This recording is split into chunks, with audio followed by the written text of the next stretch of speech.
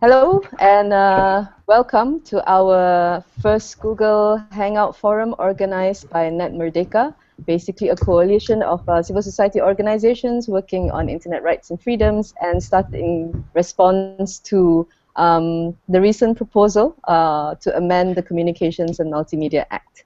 I'm Jack from the Center for Independent Journalism Malaysia, and I'll be helping to moderate the session. In January this year, the Communications and Multimedia Minister Salik Kurot and the government announced that the Communications and Multimedia Act will be tabled for amendments in the March parliamentary sitting.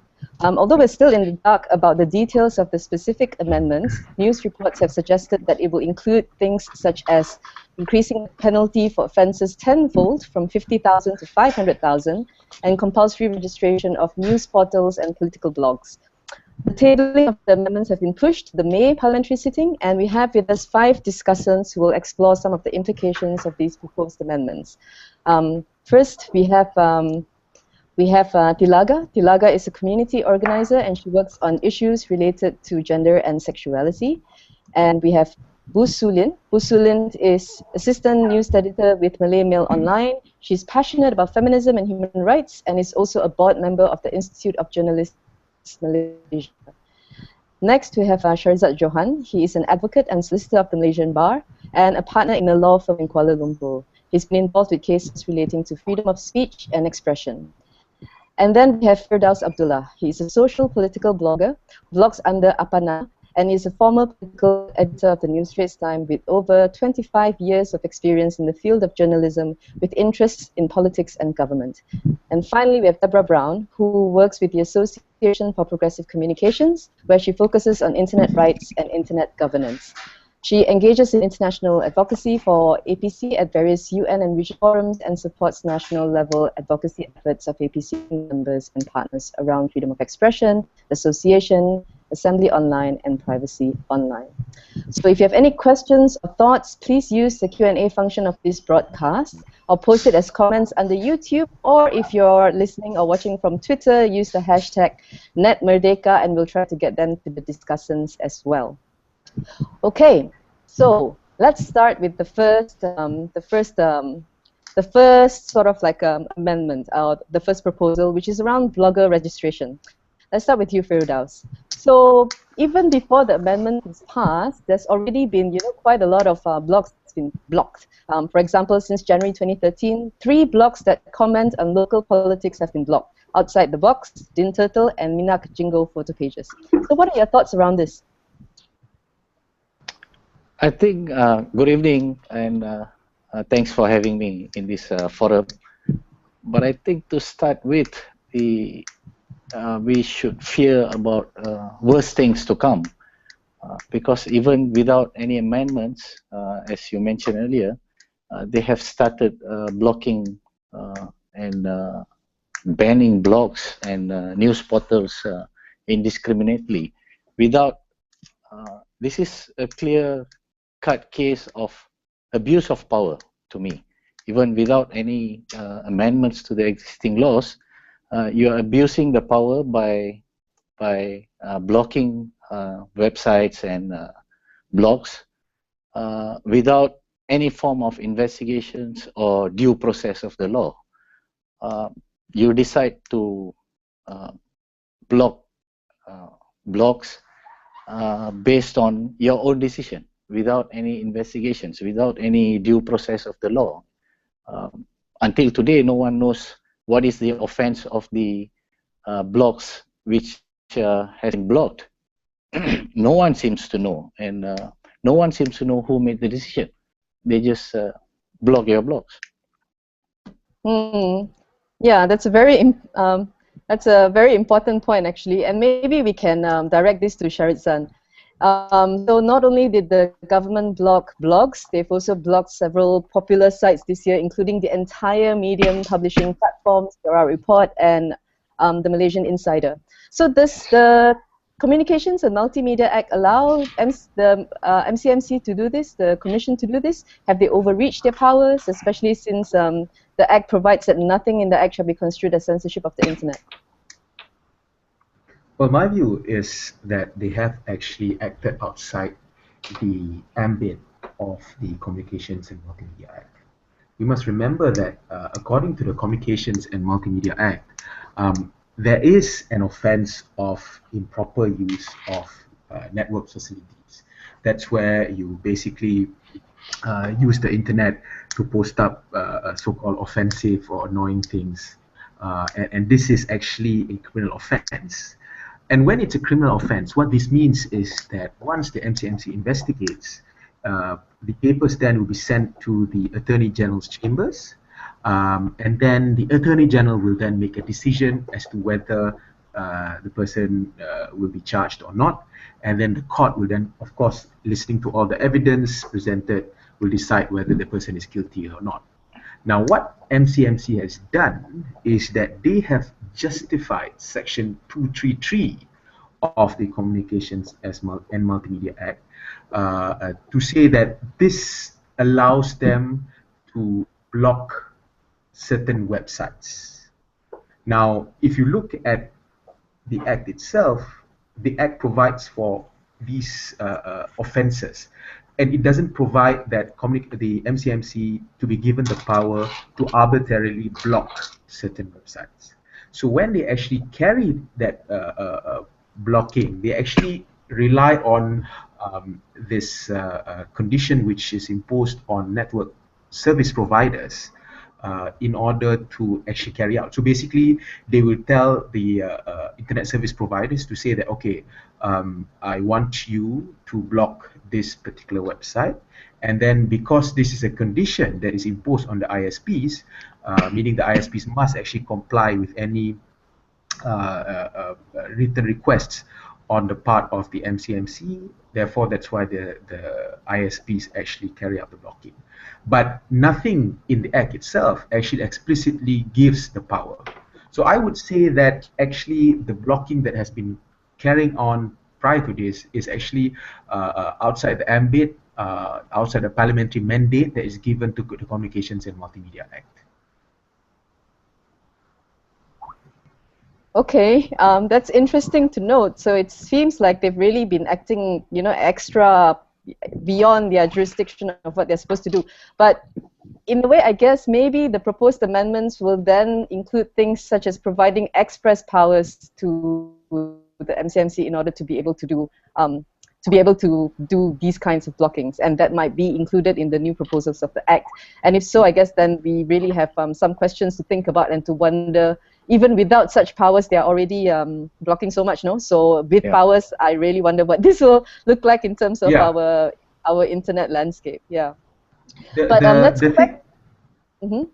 Sorry, just to add, as far as I know, there isn't anyone who actually have challenged the blocking. So we might never know whether indeed, within the current regime of laws, whether indeed they've actually acted outside, in the sense that there isn't a court determination yet. But as you mentioned, there's every likelihood that they are going to basically give explicitly the powers to MCMC to carry out the blocking. So Deborah, if the government should propose, within the proposed amendments, if they should say then MCMC will be given express powers to block, are there any kind of international standards around this? What are some of the processes, and what are some of the things in which some of the check and balances within this? Sure, thanks Jack, and thanks for inviting me to this. It's morning time in New York, so great way to start the day. In terms of international standards, really they come from the Universal Declaration of Human Rights and the International Covenant on Civil and Political Rights, specifically Article 19, which provides for the right to freedom of expression, and that's to seek, receive, and impart information through any means, any medium, including regardless of frontier, so including the internet. And the limitations on freedom of expression must be prescribed by law. That's the first quality, and that's what we're discussing here, whether currently the blockings have been prescribed by law or if the amendments will then put them expressly within the ambit of the law. The second is that they need to be pursuant to a legitimate aim, and there's some guidelines within the international norms regarding the rights and reputations of others, public order, national security, really broad categories. But the third quality is that they must be necessary and proportionate to achieve a legitimate aim. So the measures to restrict freedom of expression shouldn't be the most blunt tool, but really the most specific and precise and have the least restrictions on freedom of expression. So for example, if there was some content that could perhaps incite violence or disrupt public order, then that specific content could in some principles be limited, not the entire blog or the entire website, or even cutting off networks, which has happened in some countries. So those are some of the international norms around limitations to freedom of expression. And importantly, the UN Human Rights Committee, which interprets Article 19 and any other articles within the convention, put out a general comment in 2011 which said that these restrictions apply online and the limitations must be in line with international human rights law regarding blogs, regarding online content. And it said also that journalism is a function, and that these don't only apply to news outlets or to established publications, but also to bloggers or anyone who's imparting information on the internet. And so regarding best practices around this, the UN Special Rapporteur on freedom of expression that same year issued a report which provided some guidelines building on the work of the committee. And the Special Rapporteur said that there should be no generic bans on content, that sites shouldn't be prohibited solely based on political content or the views that might criticize the government. Also, that the blocks should be made public, like which websites or contents being blocked, for what reason, based on what lawful criteria, and that blocking only occurs when authorized by a competent and independent judicial authority. So there's meant to be some checks and balances around blocking of content, and in different countries there's been different, there's probably more worst practices than best practices, but oftentimes when there's a regulation introduced or an amendment proposed, there'll be a response from different stakeholders, there'll be a public consultation in some cases, sometimes the government might initiate this, or through campaigns like yours and coalitions, there'll be enough pressure to start putting on the government to actually consult the public and experts. So I can give some examples of that, or maybe we can hear more about what the responses are in Malaysia for this particular proposed amendment. Okay, thanks, Deborah. So you've mentioned some very interesting check and balances, a court order, no overall blanket ban of a particular type of content. The other thing that is that I guess we're kind of interested and slightly concerned about is this proposal to register blogs as well as online news portals. So Firdaus, since you are a social political blogger and you blog a lot around this issue, and we had a recent tweet chat on blog registration using the hashtag #BiarlahBlog. And in a tweet poll, whether or not the government should enforce registration of bloggers, 90% out of 260 votes said, hell no. So, as an active blogger who writes about issues around this related to politics, how worried are you about the registration? How do you think it will impact on your ability to basically carry out what you're doing? Oh, hello? Hello? Yes, we can hear you, yes. Yes, okay. I think not only me, all of us have to be very worried, because this comes down to the level of trust in the government in enforcing even the existing laws. Like, as we know, this is the same government which charged 2 persons under the Anti-Terrorism Act, SOSMA, for lodging reports to the police and other authorities to investigate suspected crime. So if with the amendments you make it compulsory for blogs to register, and you do this kind of restrictions, I'm pretty sure they will abuse it because even now, without any existing provisions, they're acting as though this is the law of the jungle.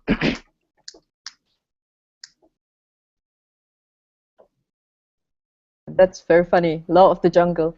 Su-Lyn, I guess this is also something that might concern you, since Malay Mail Online is an online news portal. And they also want to enforce compulsory registration for news portals. So how will this affect content on Malay Mail Online? You know, is it basically an extension of the Printing Presses and Publication Act to online spaces? And really, how useful is this? Well, yeah, it does look like it. I mean, they seem to want to extend regulation of the media now to online media. I think that the Printing Presses and Publications Act in the first place should be repealed. So wanting to regulate online media on top of already existing regulations on print media through the PPPA, that's wrong. Yeah, we should not be moving backwards. We should be moving forwards, and the government should repeal the PPPA. I mean, if they want to, the government says that they want to regulate online media to take or to curb defamatory news articles, but you know, if defamation really is a concern, that's up to private individuals really. I mean, if they feel that they've been defamed in the media, it's up to them to sue. Why does the government need to regulate online media if they are solely concerned about defamation? If I can jump in. Yes, please. Yeah. Yeah, I think Syahredzan may be able to shed more light into this, but I think we have enough rules and regulations and provisions under the law to take the necessary action if indeed an article or a blog posting is in any way has breached the law, the existing laws. You know, there's no need for you to wanting to register Yeah, we should each and every blog, and to begin with, I think this will end up as a futile exercise, because it is almost impossible for you to register blogs. You know, I can register one blog and I can be writing in another blog as an anonymous blogger. Yeah, so one of the questions we had in our tweet chat was also, how feasible is this plan to regulate blogs? No, what is the blog anyway? Is Twitter considered a blog as a micro-blogging platform, or Instagram as a visual blogging platform? Like, apakah itu blog? Almost like an existential question. How would you actually, do this? Does anyone want to take this question in terms of how feasible this is? I think it's not feasible at all, as I mentioned earlier. It is just futile exercise. It's it shows, for me, it shows the desperation of the government in trying to manage critics, the overwhelming critics. And also, if I can jump in. Hello? Yes, please go ahead. Yeah, sorry. If I can jump in, I agree with Firdaus. Actually, it does seem that the people who are proposing this law doesn't really understand how the internet works. Because yes, you can get people to register blogs and make it compulsory, but then what's to stop a person from just going on Facebook and posting a very lengthy post? You know, make it public, and it acts like a blog. So what's the point of registering a blog? I think instead of I have also not seen instances where they actually cannot trace who a particular person who posted a particular comment, who they say have breached the law. It seems that all the time they are able to trace the IP address, and they're able to trace, even if it's anonymous comment, they are still able to find out who did it. So I'm not sure why is it that they think that registering blog can actually, manage so-called their critics better, and they are able to immediately point out who people are, and the people who are criticizing them, the ones who are really ardent, are not really hiding behind anonymous names. They know people. I mean, we know people like Firdaus. We know people like whoever. It's not as if they are really acting behind the scenes where you don't know who these people are. Claire Brown is out there. She's putting up her name. You know who she is. So I don't see the need, and again, the viability of this proposal. Good point. So let me just read a tweet. Earlier today, blogger Amir Hafidzi tweeted CIJ the following: "The move to register bloggers is aimed at cracking down on anonymous ones who are revealing damning stuff on politicians. People can just move to FB, IG, or wherever. I propose that the BN government ban all social media forever because Malaysians are too laid back and won't riot until their toys are taken away. Malaysians are laid back and won't protest unless their toys are taken from them. Maybe. So do we need the internet space to be narrowed for people to really act on censorship that's already happening online? And maybe Thilaga, you know, as somebody who works with communities who are especially targeted in all kinds of spaces and do find the internet as a very valuable space, no? How do you think this sort of impacts on the people that you work with? And is it a matter of also taking toys away? But in this case, it's really no longer a toy. It's really like, you know, a critical space to work on things. Hi, good evening, everyone. Thank you so much for having me. Yeah, I guess you know there's like a really interesting thing saying, I guess, right now.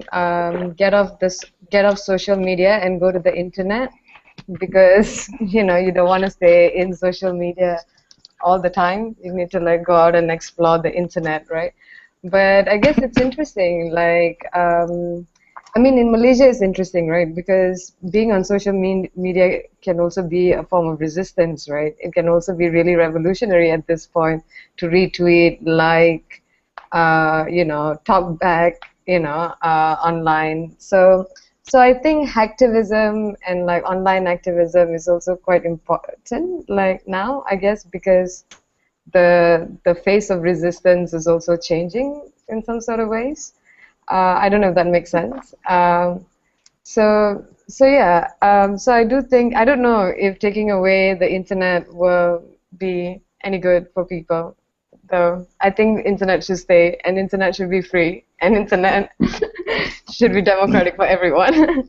But in terms of just working with like marginalized groups and people like that, yeah, it's true. Like, you know, the internet has provided a space for marginalized groups, you know, be it LGBT people, women, people with disabilities, you know, a lot of different types of people to go online and find community, find information, and all sorts of things. So of course, with the regulation of internet, you know, there's of course this fear of like, you know, clamp down and censorship of information and things like that, especially when, like, you know, the censorship is around, you know, pornography, sex, and things like that.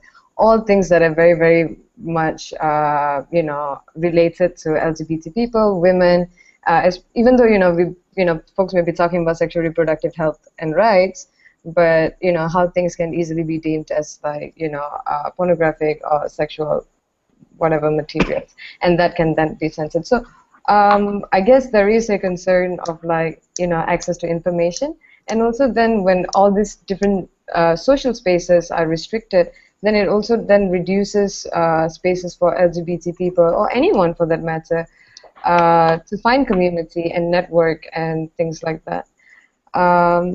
So I think, you know, in terms of that, I'll stop there.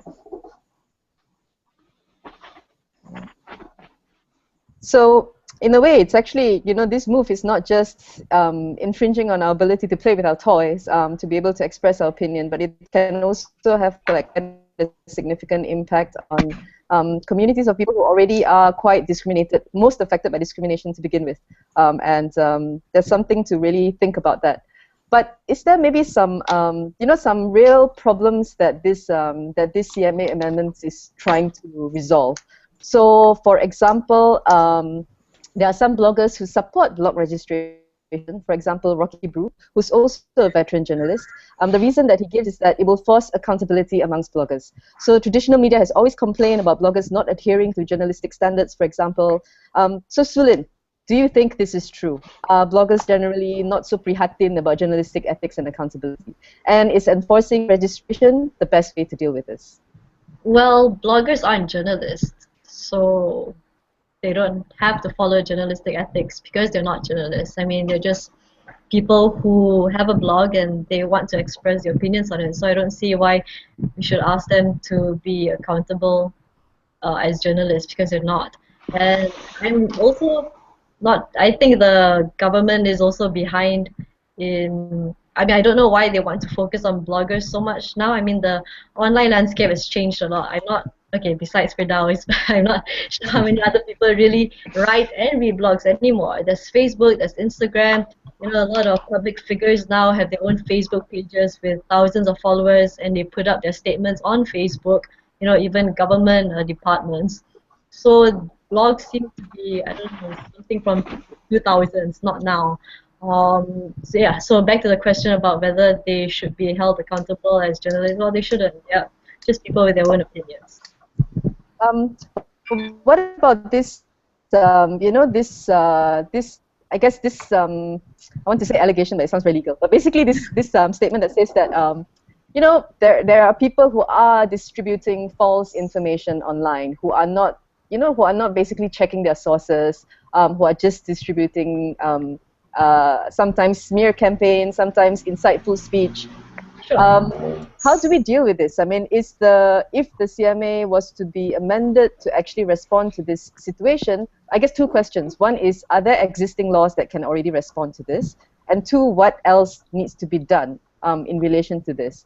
And I maybe would like to direct this question to firstly Syahredzan, and then maybe Thilaga to also then share with us how some of this quite real problems have been has been targeted towards particular communities and how they've been affected. Okay, if you talk about whether there are enough laws, I think if you, what Firdaus said earlier, there are actually enough laws, there are more than enough laws actually to deal with whatever content online. You don't really need another specific legislation to deal with things. I mean, you've looked at Section 233 of the Communications and Multimedia Act. That is actually wide enough to cover a lot of situations, be it so-called false news or inciting, posting up something which incites racial disharmony or whatever. So there are actually enough laws. And in fact, the argument is whether these laws are actually too wide. But now it seems they want to add on onto these laws. It's not as if there is a need for more laws, but they seem to want to add on to that. Now, with regards to false news, I think we must actually look at this in another way. If you're talking about something which is false about a particular person, then really the person who should take that action to take any sort of legal action against the dissemination of that false news should be the person who's affected, not the state. So if someone posts up something which is an allegation is made which is defamatory, then the recourse would be in defamation. If it goes beyond that, if it goes towards the realm of actually inciting a physical harm, then only the state should step in. So to say that you need laws right now to deal with that particular situation is actually, I would counter to that argument by saying that actually we have enough laws, and we should really look at what type of response is the most proportionate response in the various circumstances.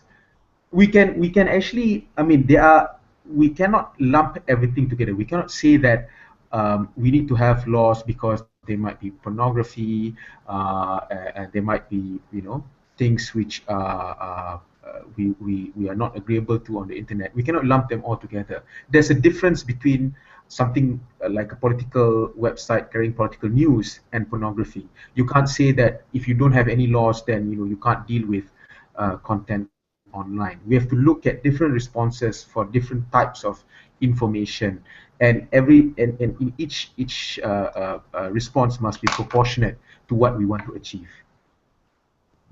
So yeah, very good points around the fact that we have more than enough laws, and perhaps there are other ways to deal with some of these issues that does not require such a heavy legal response. I'll go back to this point to Firdaus and Su-Lyn in a bit. But Thilaga, I guess one of the things that the difference between different types of content, and in a recent report regarding the amendment, the government announced the need to create a coordinated unit for enforcement led by the police to curb social media from creating unnecessary havoc through spreading of lies, hatred, religious extremism, etc. So as an activist working on women and LGBT rights issues, what are some of the problems of social media that are being faced?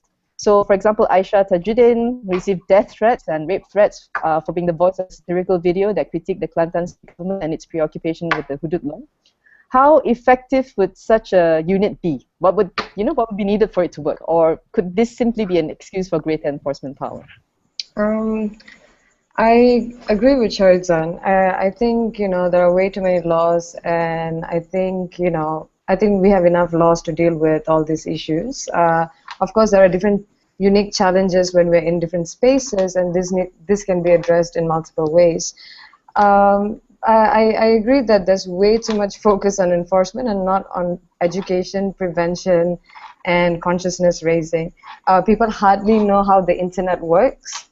Your emails are not sent by magic. Like, there's a science to it and things like that, right? So I think when people are not exposed to how things work and the mechanics of it, the infrastructure and things like that, I think it is a lot more easier. It is a lot easier for regulation to happen. So I think there needs to be education and a lot more focus on that. Just instead of enforcement, right? Just going back to the issue around the death threats and rape threats, which is really a serious problem. I think some of the issues that LGBT people face and other women and other marginalized groups and people in general, right? Different intersecting identities.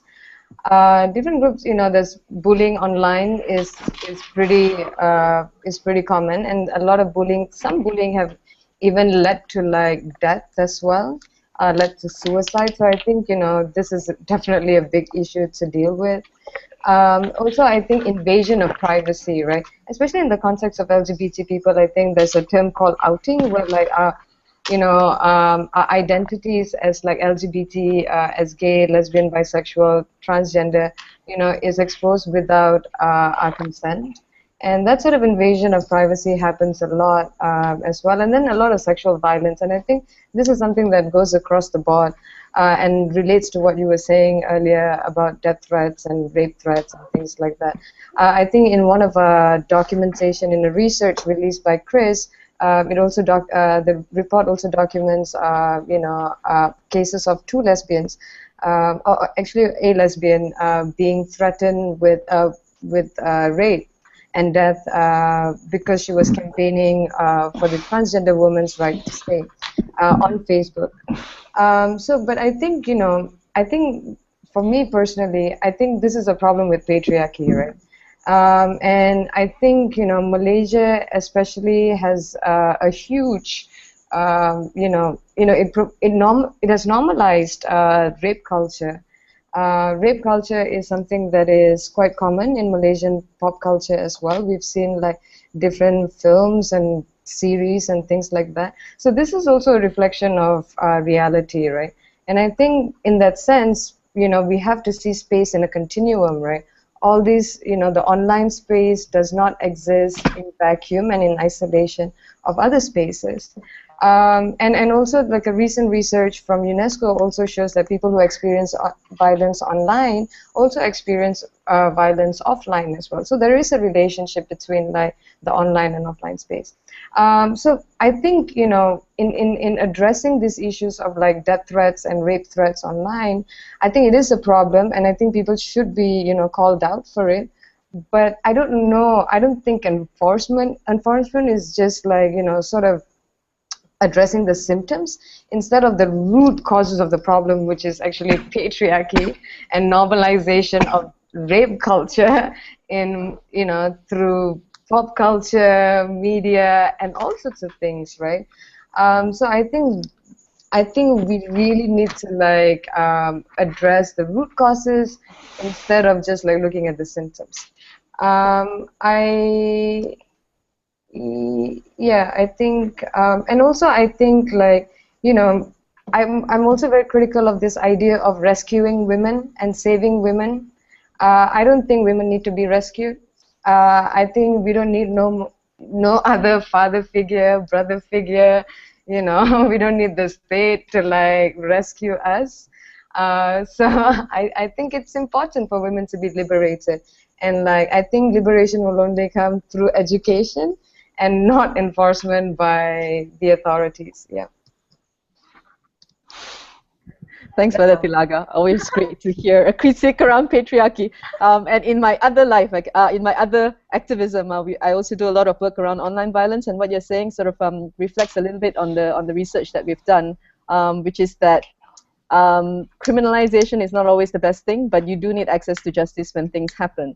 So how do we kind of balance around this, the need for more laws to deal with very real problems and the need for other kinds of strategies which is emphasized less? For example, what you're saying around education, around creating a more respectful communications culture that is, you know, very cognizant of all of these issues.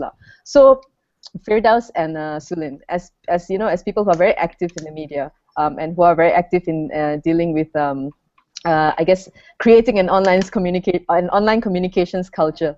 How do you think other ways to respond to some of these I guess social ills that are being communication ills or bad habits that are being raised?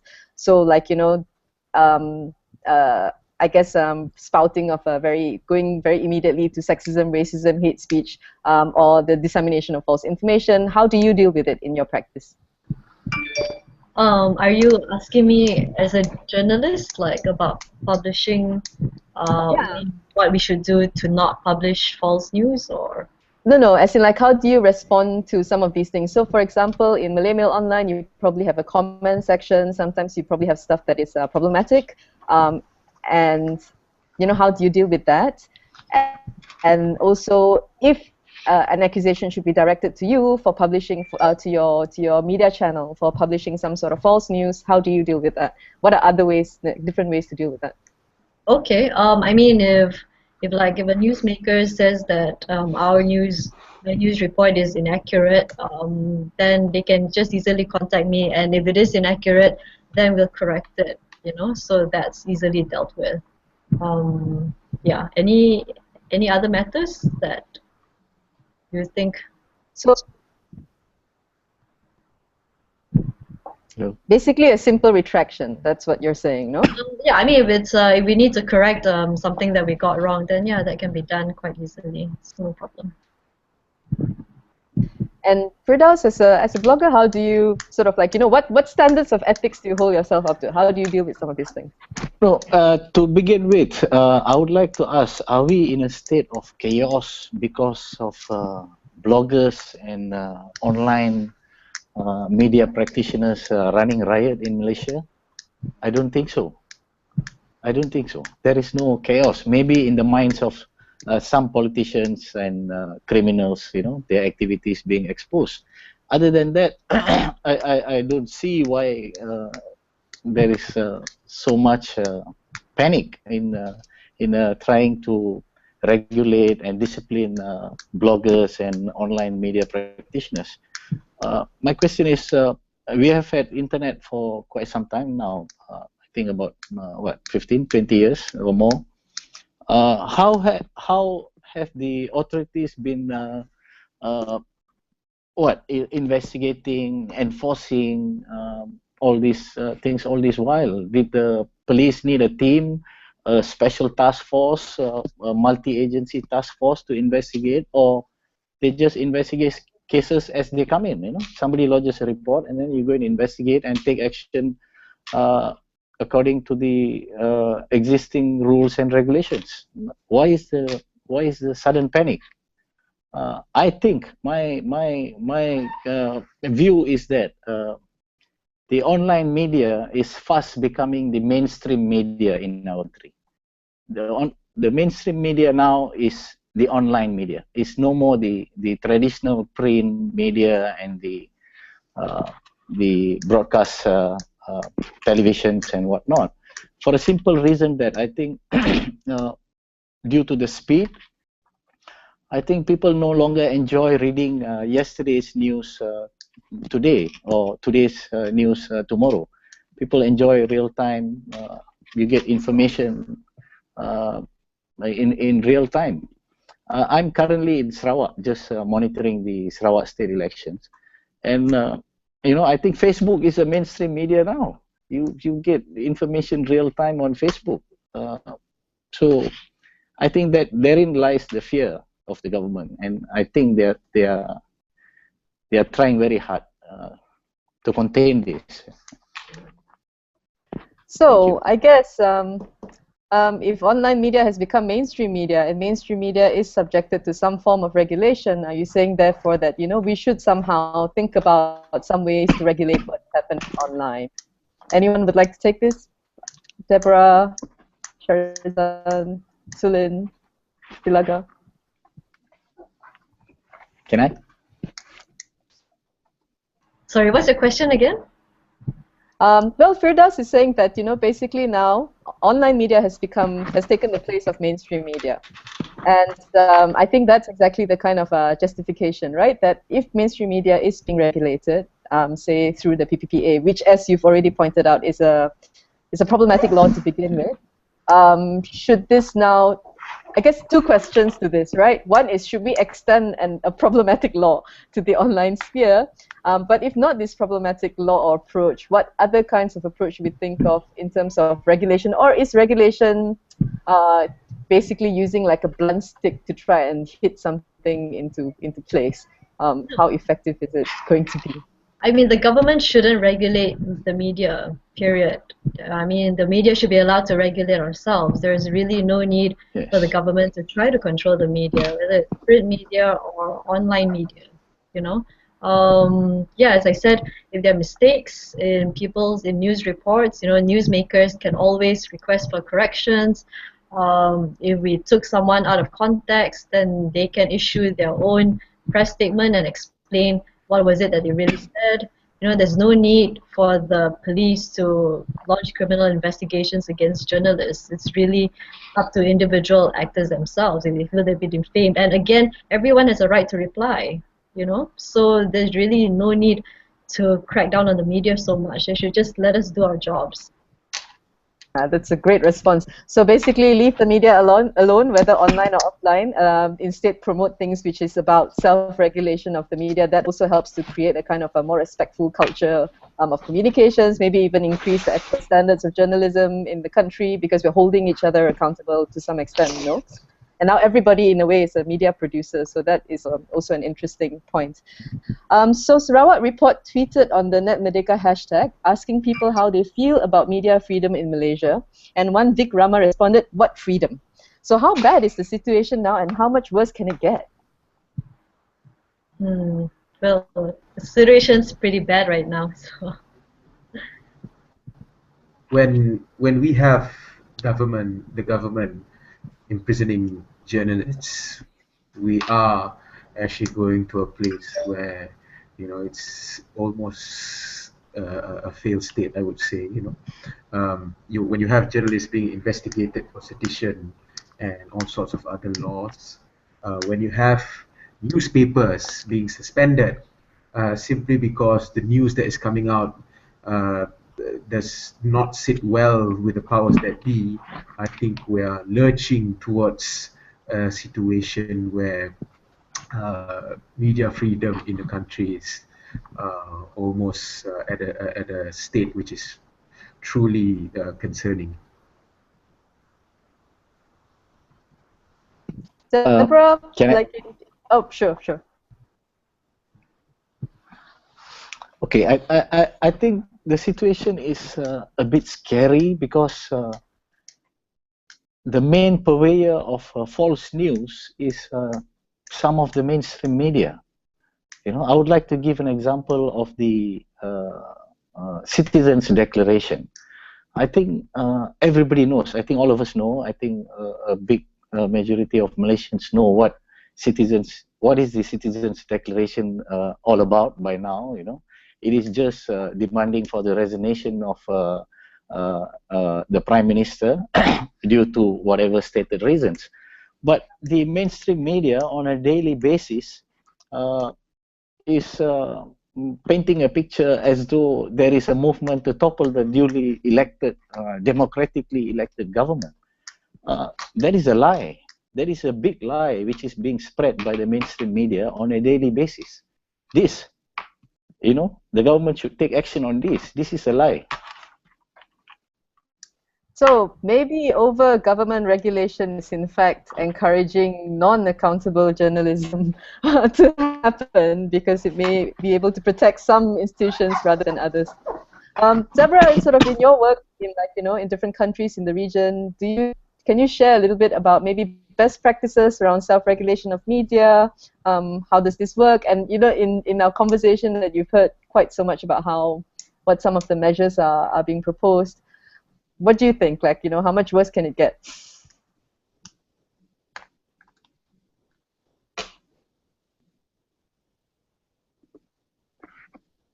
I think you're mute.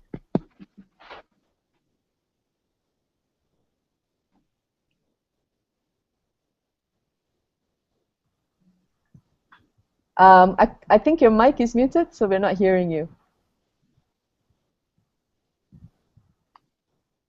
Deborah, can you unmute your mic?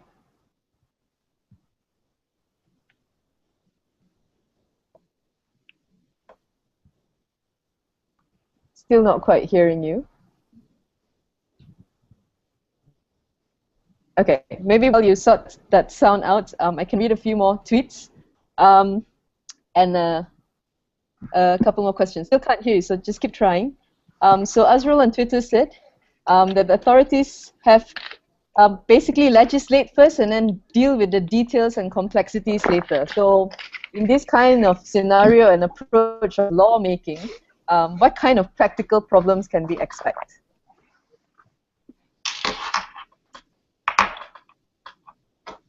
And really open to anyone. Sorry, practical problems. Yeah, basically the approach of the government is we come up with the law first lah, and then we deal with the details and the complexities of actually making the law be implemented later. So really, what kinds of practical problems will we be expected to face with this kind of approach? Malaysia really needs to move away from legislating everything. We have too many laws, and a lot of these laws are abused. Like the PPPA, which is completely unnecessary. There's the Sedition Act too, which they use against journalists and whole lot of other people as well. Yeah, there are just a lot of laws that are unnecessary. So, they say they want to prevent racial and religious tensions, and that's why it's okay to curb freedom of speech. I don't think that's right. I think if we really want to mature as a democracy, we need to give space for people to speak freely, even if it's something. I mean, the whole point of freedom of speech is that people have the freedom to express opinions that may be offensive to other people. And if you try to legislate it too much, then what's offensive to one may not be offensive to another. And when we try to discuss real policies that deal with race and religion, we have laws hanging over our heads, then it's very difficult to deal with those issues. Jack, can I also add? Of course. I think a large part of the problem is also how we enact our laws. I think there is a fundamental issue with our lawmaking process. We have laws which restrict and sometimes even deny fundamental liberties being passed by the two houses in a matter of days. It is tabled on a Monday, and by Thursday night, it has already passed the Dewan Rakyat or the Dewan Negara. And that is a fundamental issue because in other jurisdictions, laws, serious laws, major laws like this, which actually affect fundamental liberties, actually take months, where it must go through a consultative process, a parliamentary committee where stakeholders are asked and they can give feedback. Each and every single line is scrutinized to ensure that there are no loopholes, there are no practical issues that will come up, and so on and so forth. But over here, we see laws such as POTA POCA, we see laws such as SOSMA being passed in just a matter of days. And we have seen, I give a good example, in 2012, when SOSMA and also the amendments to the penal code to bring in the offense of activities detrimental to parliamentary democracy first was tabled. Civil society and the Malaysian bar actually expressed grave concerns about these laws. And we say that because they're so wide, they can actually be abused. But yet it was bulldozed through. And then in 2015, we saw the sting. The sting being how SOSMA and 124B is being used not on terrorists or abused, yes, not on terrorists or people who threaten the security of the nation, but on people who lodge reports against a state-owned firm. And so we can see this if really our lawmaking process was effective, you would not even have a situation like this where laws are wide enough that they can be abused by the authorities. Thanks for that. Yep, that's exactly the reason why we are also wanting to have this Google Hangout forum, because we feel that this is going to be an amendment that will impact on a huge percentage of Malaysians. We need to really be part of this conversation. Apparently, consultations have been made, but definitely not with civil society. And I think civil society is a very important stakeholder to be part of this consultation and conversation. So we will try and have this, organize this conversation if MCMC is not doing, not facilitating this, and that these viewpoints matter lah. So you also mentioned... just to add, the consultation must not be at the Attorney General's chamber stage before it is tabled. It must be actually when it is tabled, and then you have a committee where stakeholders, it's open to public. You can't have a consultation which is behind closed doors, where you don't know what people are saying, you don't know who the government is engaging, and so on and so forth. That's why it must be done by a parliamentary committee, not by just some guy in the Attorney General's chambers. Yeah, I see a lot of head nodding there. So really a lot of agreement in terms of the need for consultation, the need for more time, no midnight passing of like problematic laws that has huge implication on our rights and liberties, no? I'm definitely seeing quite a lot of nods around. Deborah, can we hear you yet? Can you unmute? Nope, still can't hear you. Somehow you're still muted on the thing. Okay, we'll keep trying and come back to you. Maybe in the meantime, I'll read another funny tweet. Swimming on Twitter says, I think people should just move away from the internet and go back to the coffee shop. So maybe it's time for us to return to the mama to have our political conversation. And the other point, I guess, that was also raised that there is a kind of there's a disproportionate balance. No, on the one hand, you say that that is affecting the Malaysian public, whether online or offline. But on the other, to pass the laws. But on the other hand, the laws that are being passed is then used very specifically to just target people who are critical, or who provide any kind of critique around the government. So I guess what is the actual intention behind here, and what maybe that's not even a question, maybe that's just my point of view, but it's something that just seems to be standing out quite a lot. And it appears that the registration conversation feels that it's maybe not very pragmatic, not very useful, maybe overbroad, and the purpose could be much more around sending a message that you will be watched, what you will say will be watched, and what will probably happen is a kind of chilling effect of speech online and off. So what does this mean for us, and how does this spell out in terms of our ability to actually speak our mind and exercise our democratic muscle, so to speak?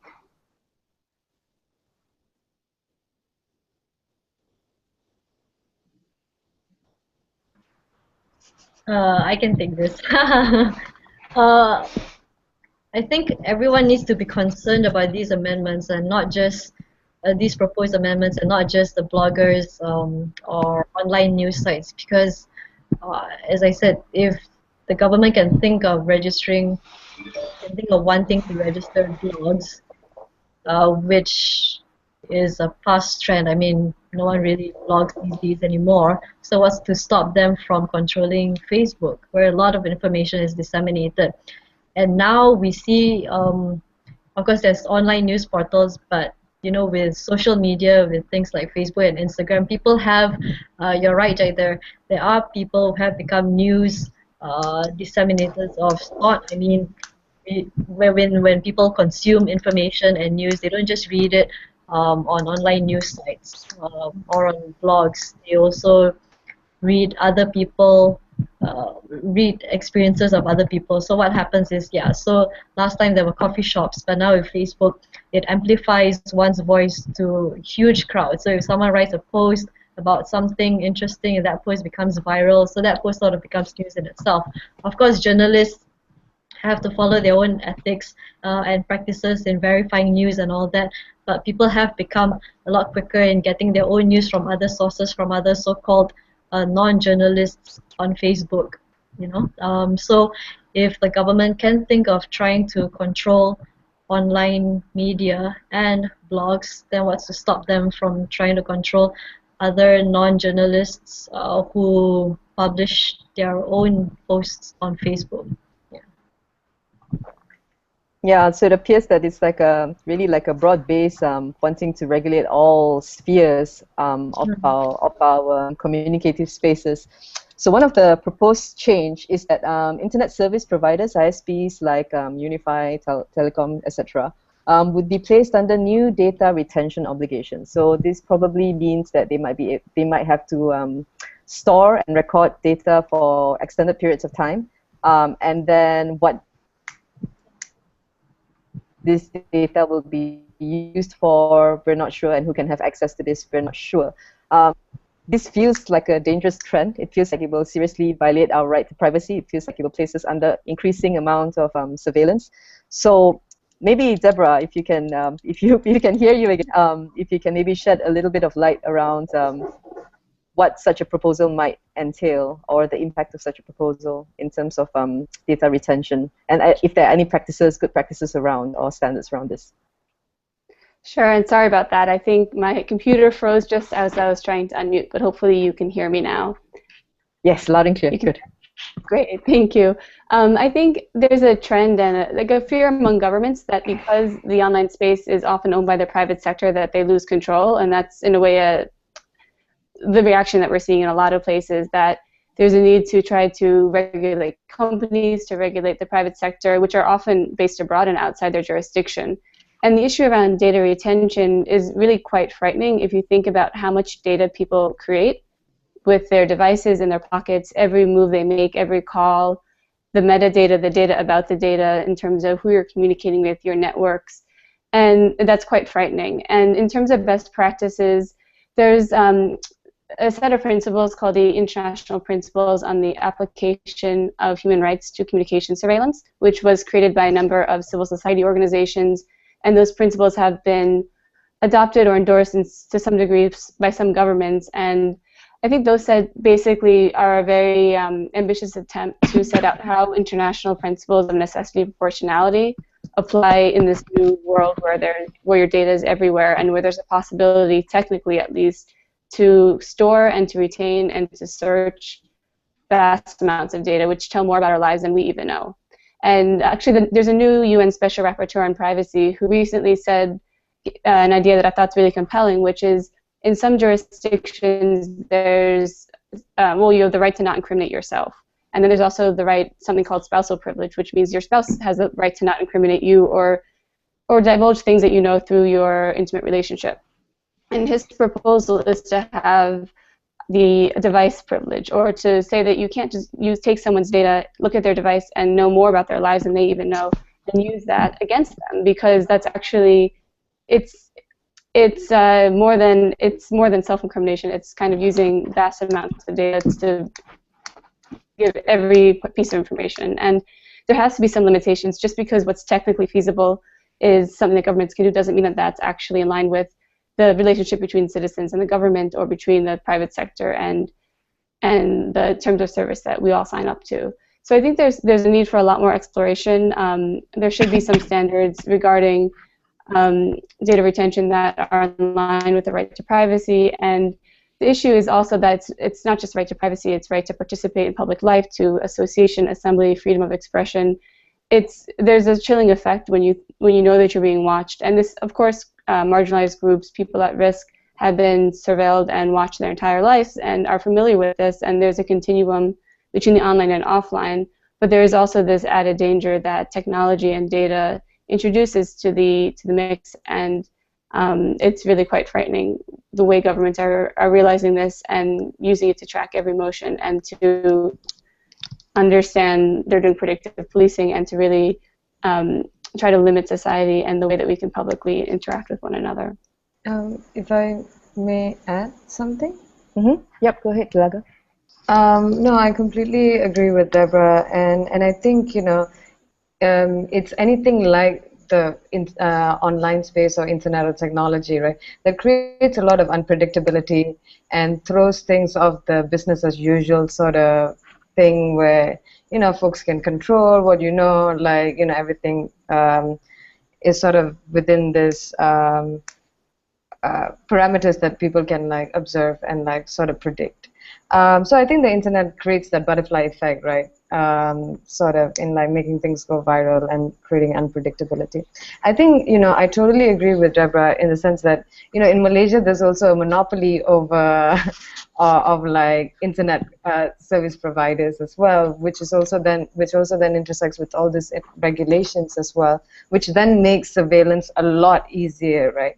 And just building on like what Deborah said, yeah, I completely agree within like security framework as well. Like, you know, for example, a violence can be easily carried out by a perpetrator when they have access, resources, and impunity, right? Like when and the one way that we provide so much access to people is through, you know, online spaces. Like, you know, yeah, you know, that's true. The corporation knows more about you than yourself, right? They know what is your, you know, what books that you like to read, what you would like to have, like for dinner, lunch, and breakfast, or like, you know, 2 days from now. So, yeah, I completely agree in that sense that, you know, using the security framework, you know, violence, you know, people are always a lot more vulnerable to violence when, you know, perpetrators have like, you know, access to them, have more information, have, you know, more access.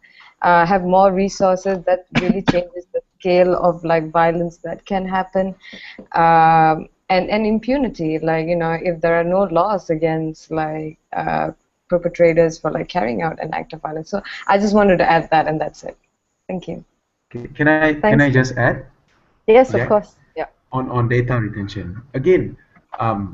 Really, I don't know why is it that they need to have this what do you call it, provision for data retention, because as it stands currently, it's not as if they are having difficulty prosecuting people. They already have all this state apparatus that they can use.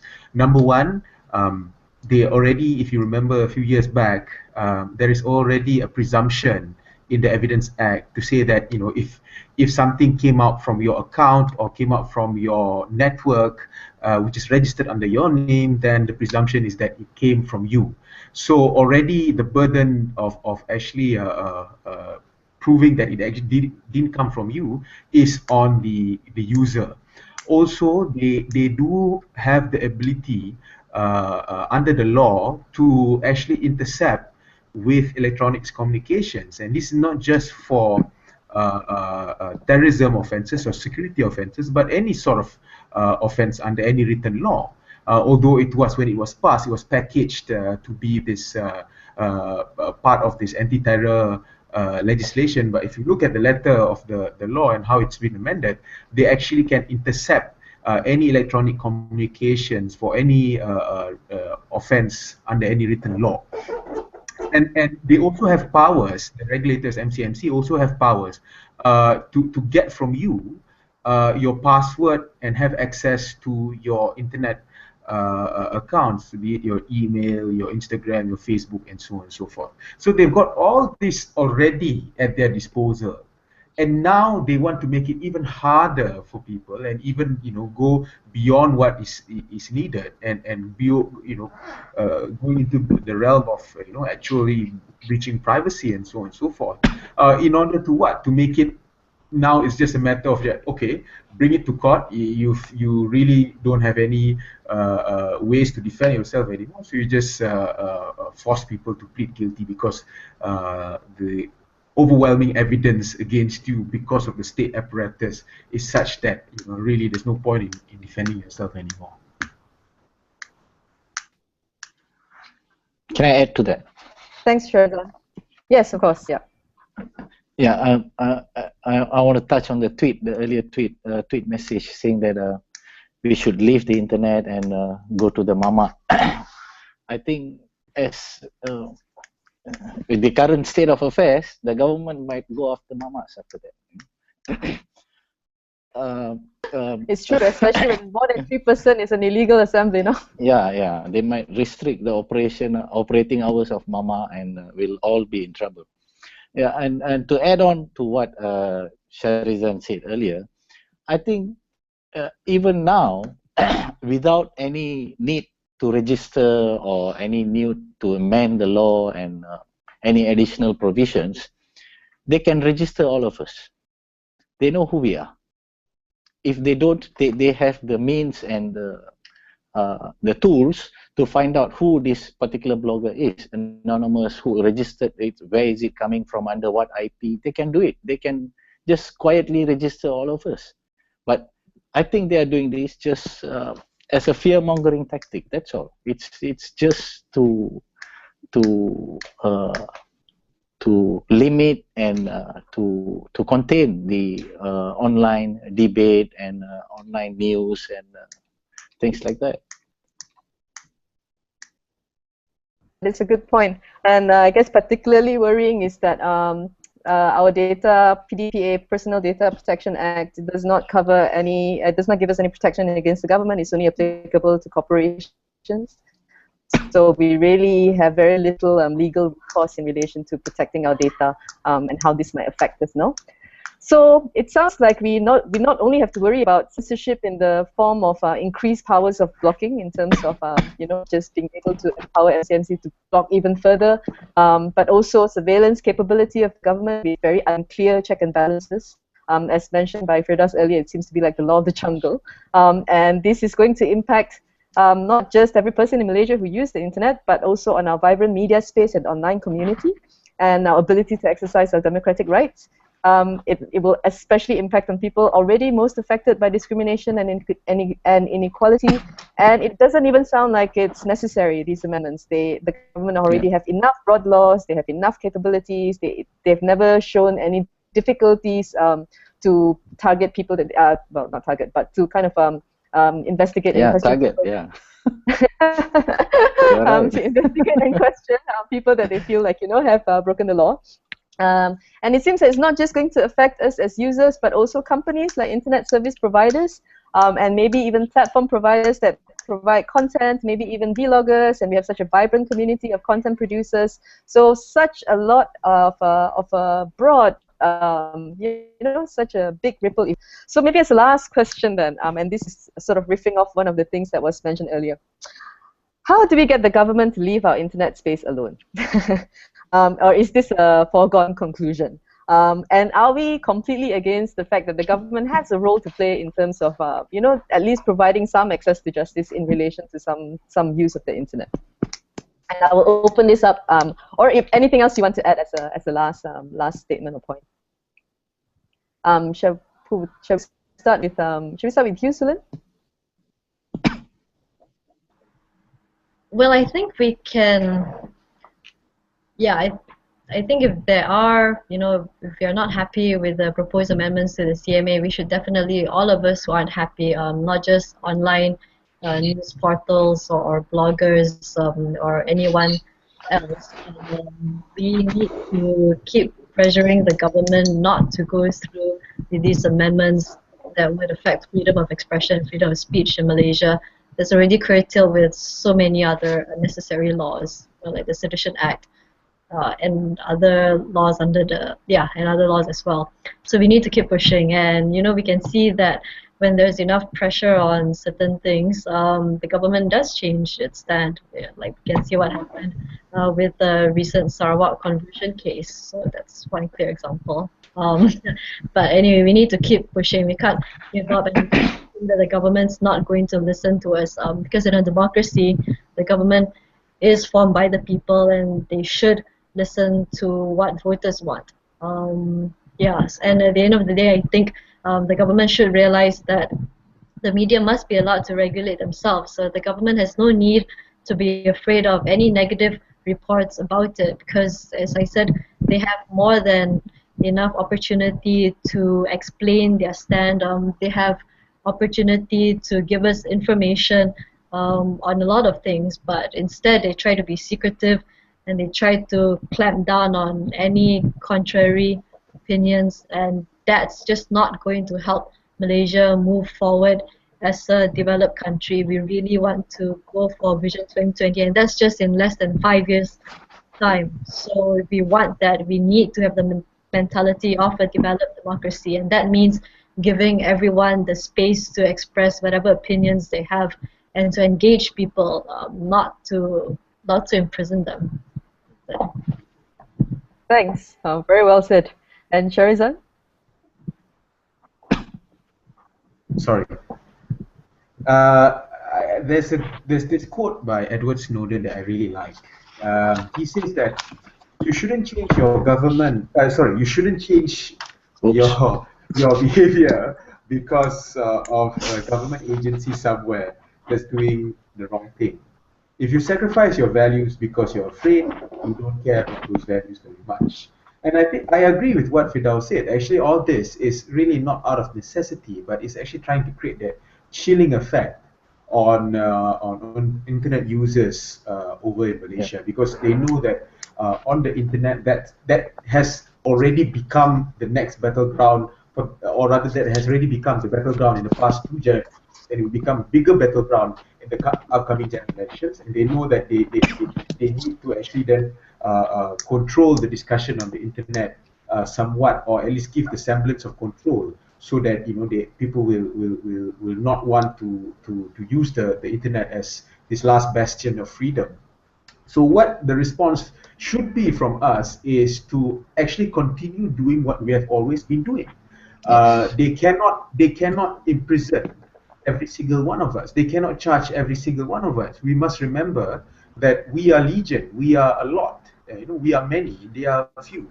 They may have the power, but at the end of the day, they need to actually, at the end of the day, get the mandate again from us. If they keep imprisoning people, they keep charging people, then if they don't immediately, have to face the consequences, in 2-3 years' time, they may have to face the people, and then the time of reckoning will be at that point in time. Very well said. We are legion.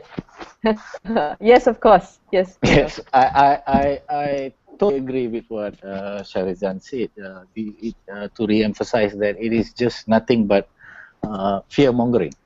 And to the question of what we can do, precisely, we should just continue doing what we have been doing without fear, and be cautious not to cross the line, not to breach any existing laws and rules and regulations. And on the question of what we can do to convince the government, or talking about democratic principles, I think